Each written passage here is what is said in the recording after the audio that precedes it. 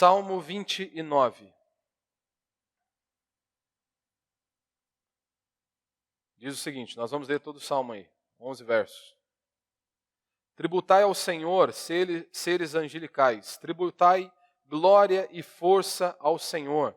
Na revista atualizada você vai ver que vai aparecer ali, filhos de Deus, né? Tributai ao Senhor, filhos de Deus. Verso 2, tributai ao Senhor a glória devida ao seu nome. Adorai o Senhor na beleza da santidade. Ouve-se a voz do Senhor sobre as águas. O Deus da glória troveja. O Senhor está sobre as muitas águas. Este salmo aqui, antes de nós prosseguirmos, você vai ver que este salmo ele segue um pouco a linha do Salmo 19, que vai descrever quem Deus é, e ele vai descrever que por meio da natureza nós vemos Deus, nós conseguimos ver a ira de Deus sendo manifesta ali. A natureza testifica que há um Criador, que existe uma mente brilhante por detrás de tudo. E mais uma vez, com uma linguagem um pouco diferente, Davi vai descrever exatamente isso. Que pela natureza, ou por esses aspectos que ele está mostrando aqui, da ira de Deus, por meio da natureza, que Deus destrói muitas coisas, ele apresenta então um Criador, o Deus Todo-Poderoso. Então a natureza, ela nos mostra o poder de Deus de duas maneiras. Nós vemos na natureza o poder de Deus criando coisas. Nós vemos o quanto que ele é poderoso, porque ele criou todas as coisas. Mas na natureza nós também vemos um Deus poderoso, onde ele manifesta a sua ira. E você vai perceber que pela linguagem que Davi usa, é impossível que os homens não se prostrem diante deste Deus. É impossível que pessoas como nós, seres humanos como nós, extremamente limitados, não nos dobremos diante deste Deus, Criador dos céus e da terra, um Deus todo-poderoso. A linguagem que ele vai usar aqui da natureza vai mostrar que a natureza se prostra diante de Deus, que Deus quebra muitas coisas, e nós vemos constantemente o homem arrogante, impetulante, querendo afrontar esse Deus todo-poderoso. Então ele vai descrever isso. Ouve-se a voz do Senhor sobre as águas. Ele poderia falar da voz do Senhor num tom mais de misericórdia. Aquela chuvinha, né, aquela chuva fraquinha que cai sobre a terra, molha e ali faz brotar, né, sejam as verduras ou qualquer outra coisa, né? Mas ele vai descrever a voz de Deus, ele vai descrever as ações de Deus de maneira completamente assustadora. Verso 4. A voz do Senhor é poderosa, a voz do Senhor é cheia de majestade. A voz do Senhor quebra os cedros. Sim, o Senhor despedaça os cedros do Líbano. Ele faz o Líbano saltar como um bezerro, e Sirion como um garrote selvagem. A voz do Senhor lança chamas de fogo, ou seja, para destruir. A voz do Senhor faz tremer o deserto. O Senhor faz tremer o deserto de Cádiz. A voz do Senhor derruba os carvalhos. Meu irmão, se você dá uma breve pesquisada, você vai ver que tem carvalho que ele chega a medir aí, acho que quase 40 metros, se não passa um pouco aí. E dura mais ou menos aí cerca de 500 a 1000 anos. E aí você imagina, você vem um homem, Davi está usando esta linguagem para descrever que nada pode afrontar esse Deus todo-poderoso que é o nosso Deus.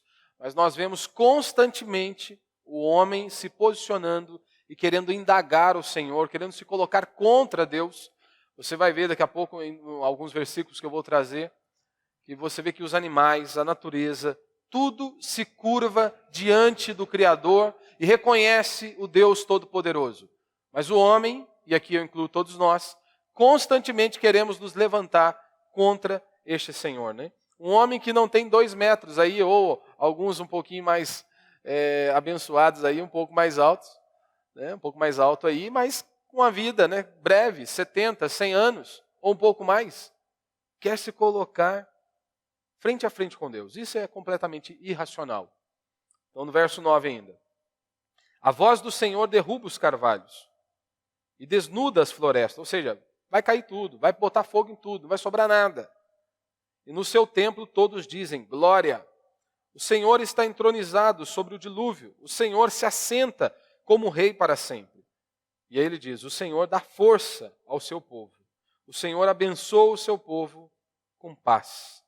O Senhor dá força ao seu povo, o Senhor abençoa o seu povo com paz. Então o tema da minha mensagem aí é: todo ser que respira, adore ao Senhor. Todo ser que respira, adore ao Senhor. Como eu disse na versão revista atualizada, vai dizer: todos os filhos de Deus adorem ao Senhor. Aqui vai trazer aí seres angelicais, né? Calvino vai dizer que são os filhos dos poderosos, né? Mas quando você vai para um texto que aparentemente você tem uma dificuldade para compreendê-lo, né, com algumas palavras, você sempre deve olhar para o todo. A Bíblia explica a Bíblia. Ponto final. Não é o que eu quero ou o que você quer. Se há algum assunto que muitas vezes parece que está meio escuro para nós, vamos ver o que o restante da Bíblia diz acerca disso. E Davi, ele está mostrando exatamente isso. Que Deus, por meio da natureza, nós vemos e conhecemos esse Deus poderoso que derrama da sua ira e do seu poder. Ele mostra o seu poder. E ele está dizendo também que todos devem exaltar e adorar ao Senhor, glorificar ao Senhor. Então, quando nós temos alguma dificuldade, o que nós fazemos? Vamos olhar para a Bíblia.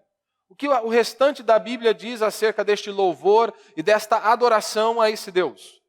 Todos devem adorá-lo? Ou quem apenas deve adorar e se prostrar diante do Senhor?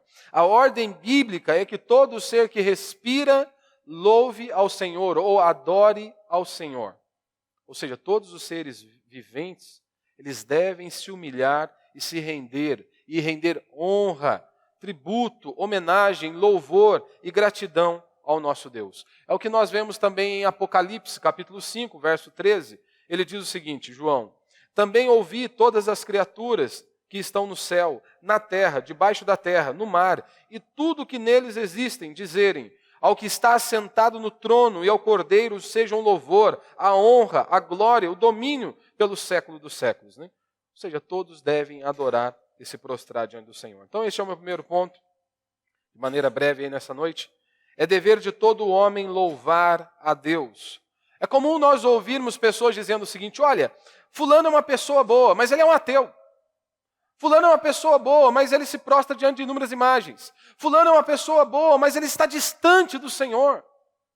Nós ouvimos aqui no domingo, no Salmo 30, Davi diz que ele, como servo de Deus, fiel a Deus, por um momento, ele colocou a sua confiança na prosperidade, no dinheiro.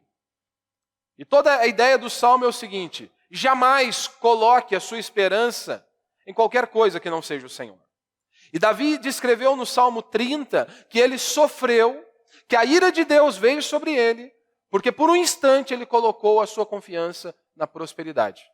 Meu irmão, então é de fazer tremer que um homem como esse, um homem segundo o coração de Deus, por um instante colocou a sua confiança na prosperidade. É de fazer tremer.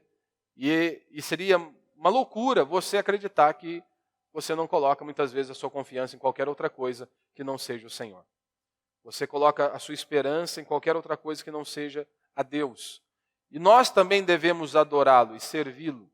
Não há esta opção para mim e para você. Então por isso que Davi está dizendo, é dever de todo homem louvar a Deus. Ah, mas ele é uma boa pessoa, ela é uma boa pessoa. É mesmo?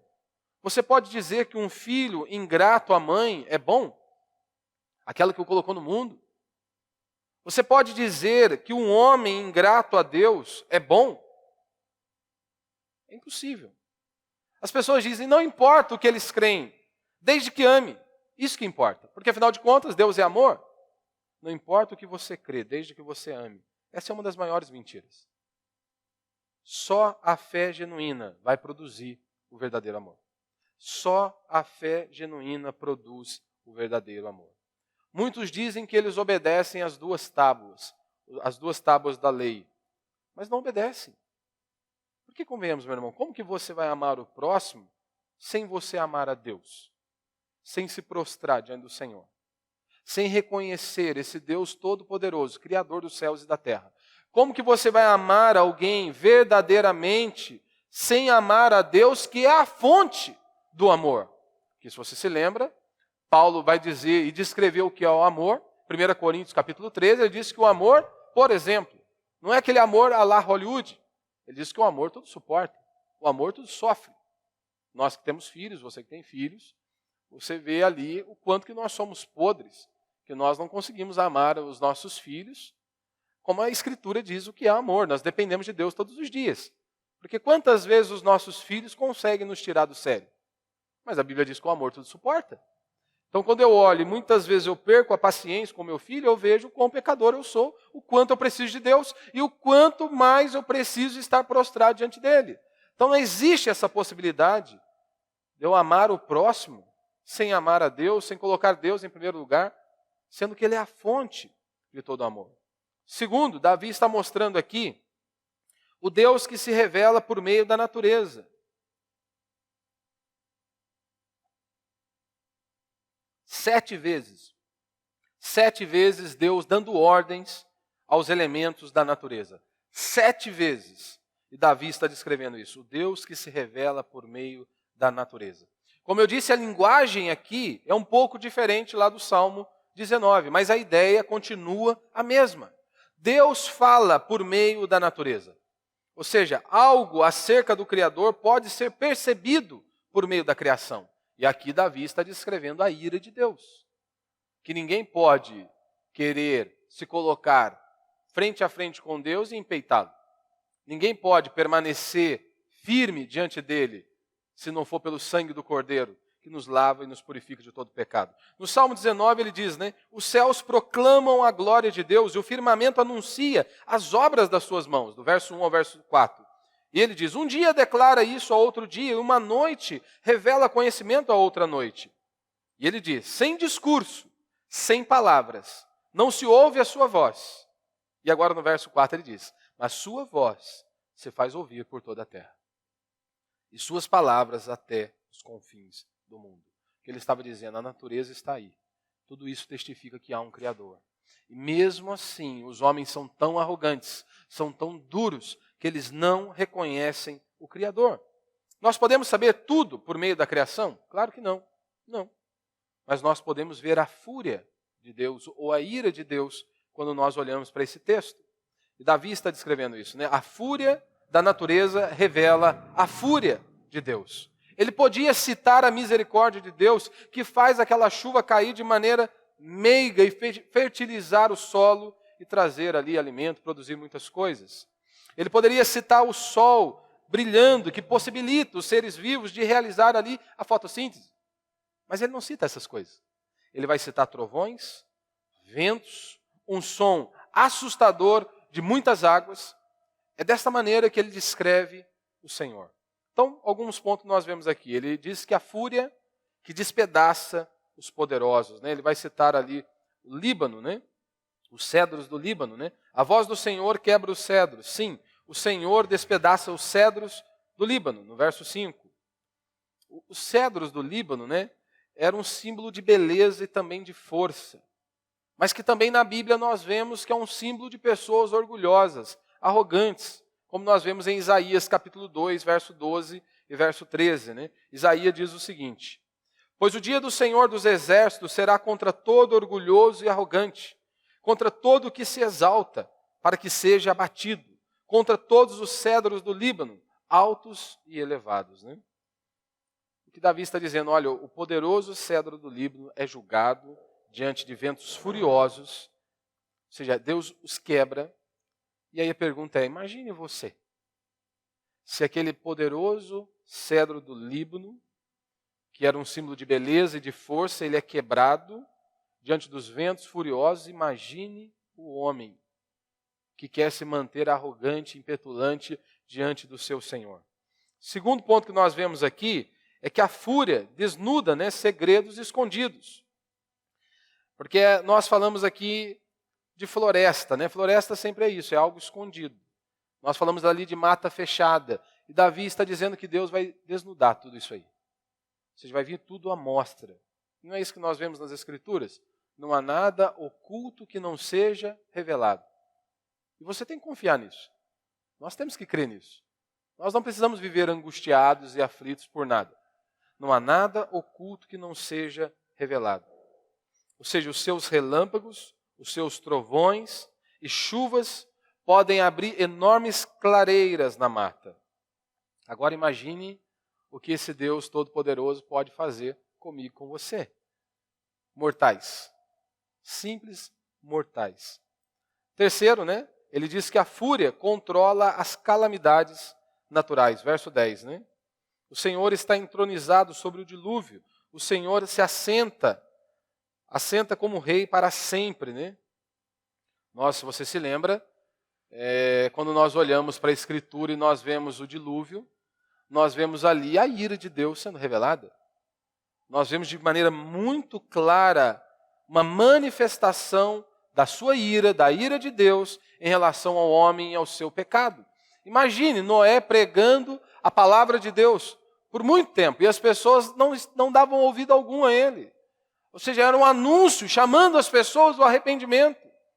Deus dando oportunidade para que o homem se arrependesse dos seus pecados. E mesmo assim o homem continua duro, arrogante e impetulante. Nós vemos em Sodoma e Gomorra, nós vemos em inúmeros outros cenários a ira de Deus sendo descarregada sobre um povo que não o queria, que não temia o Senhor, que não se prostrava diante do Senhor, e Deus descarrega da sua ira. E nós vemos ali que ninguém foi poupado. Adulto, criança, jovem, idoso, não importa quem fosse, todos, a não ser aqueles que estavam na arca, todos morreram. Nós vemos ali a ira de Deus em relação ao pecado do homem. Por que Davi ele cita a fúria de Deus ou a ira de Deus diante deste salmo? Ora, é simplesmente para gerar temor aos nossos olhos. Porque se você estiver em meio a uma tempestade, por exemplo, é de apavorar. Se você está lá onde não há uma luz, né, tudo trevas, é que hoje nós temos luz, né, para todo quanto é lado, mas se você vai para uma roça mesmo, você não enxerga nada. Se não tiver uma lanterna, um celular, é de apavorar. E é isso que ele está mostrando aqui. Isso tem que estar diante dos nossos olhos. Quando você está lá, diante daquela chuva feia, né, aquela tempestade, daqueles trovões fortes mesmo, né, que você até pula do sofá. E aí, como é que você faz? Tem muita gente que não tem medo, mas a maioria fica apavorado, né, diante dos relâmpagos e trovões. Se você se lembra, né, em Êxodo, como que Deus se revelou ao povo? Justamente em meio a relâmpagos e trovões, para que o povo temesse ao Senhor, para que o temor estivesse diante dos seus olhos. Mas hoje nada se fala sobre a ira de Deus, né? Pouco se prega sobre a ira de Deus. E como eu disse no domingo, é justamente por conta disso que essas pessoas vivem em seus pecados e continuam pecando livremente, né, com o coração completamente em paz. Então, meu irmão, nós vemos aqui que cedros caem. Nós vemos que o deserto ele treme, mas o homem continua se mantendo arrogante de pé diante desse Deus Todo-Poderoso que é o nosso Deus. A natureza se prostra, o deserto treme, mas o homem se mantém arrogantemente de pé diante de Deus. Deus dá ordem às águas, às corças. A natureza obedece a Deus, o Criador, mas o homem continua tentando resistir ao seu Senhor. O homem continua se mantendo arrogante diante desse Deus. Isaías, no capítulo 1, no verso 3, ele diz o seguinte: o boi conhece o seu proprietário, e o jumento, o coxo posto pelo dono, mas Israel não tem conhecimento. O meu povo não entende. Você consegue ver o que Isaías está dizendo? O boi conhece o seu proprietário. O jumento, o coxo posto pelo dono. Mas o meu povo, Israel, não tem conhecimento. O meu povo não entende. Ou seja, se nós não reconhecemos o nosso Criador, o que Isaías está dizendo é que nós somos piores do que os bichos. É isso que ele está dizendo. Se nós não reconhecemos esse Deus, Criador dos céus e da terra, o Deus Todo-Poderoso, que um dia há de todo o joelho se dobrar diante dele, toda língua confessará que o Senhor é Deus. Se nós não o reconhecemos, nós somos piores do que os bichos. E por último aí, ele diz que Deus abençoa o seu povo, né? Meu terceiro ponto aí. No verso 9, ele diz: a voz do Senhor derruba os carvalhos e desnuda as florestas. E no seu templo todos dizem glória. No seu templo há louvor. E ele diz que o seu povo o reverencia. E Deus abençoa o seu povo, né? Como ele diz aí no verso 11. O Senhor dá força ao seu povo. O Senhor abençoa o seu povo com paz. Então é claro, por isso que eu e você, né, nós sempre temos que estar ali vivendo com temor diante do nosso Deus, vivendo a nossa vida para a glória dele, para que ele seja exaltado, como Davi está dizendo. Deus abençoa aqueles que estão prostrados diante dele. Aqueles que o buscam, aqueles que confessam os seus pecados, aqueles que estão ali diante dele e reconhecem o Senhor em todos os seus caminhos, né? É comum nós ouvirmos as pessoas dizendo, né? O verdadeiro amor lança fora todo medo. É verdade. Mas você não pode se esquecer, eles dizem isso para viverem suas vidas, né, de qualquer maneira. Né, curtindo a vida, continuando em seus pecados. Mas eles dizem, o verdadeiro amor lança fora todo medo. Mas a Escritura também diz que o princípio, né, o temor do Senhor, a sabedoria é isso, é nós tememos a Deus dia após dia. Então essas duas coisas andam juntas. Não tem como você querer usar, o verdadeiro amor lança fora todo medo, e se esquecer que você tem que temer ao seu Deus, ao seu Criador, lembrando que Ele é o nosso Senhor, como diz aqui no Salmo 100, como nós lemos, né? Todo ser louve e bendiga ao nome do nosso Deus, né?